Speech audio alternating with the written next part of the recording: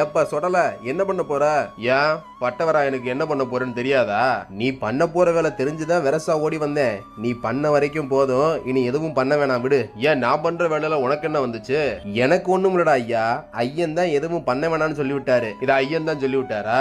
ஆமாப்பா, ஐயன் தான் சொன்னாரு. அது சரி, அதையும் உன்கிட்ட சொல்லி விட்டாரு.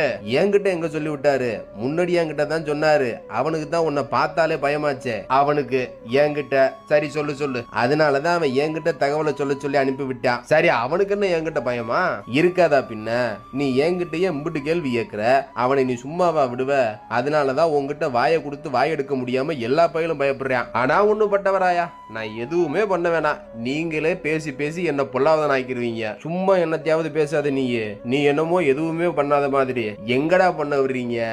அதுக்குள்ளதான் எவனாவது வந்து என்னத்தையாவது சொல்லி கெடுத்து விட்டுறீங்களே. ஏத்தா இவ்வளவு பேசுறான், நீ எதுவுமே சொல்லாம நிக்கிற. இவனுக்கு நாங்க சொன்னாதான் எதுவும் புரியாது, காதல ஏறாது. நீ எடுத்து சொல்லலாம்ல. ஐயன் சொல்லும் போது நீயும் தானே கூட இருந்த. ஏன்டா மகனே எல்லா பையிலும் இப்படி பயமுறுத்தி வைக்கிற?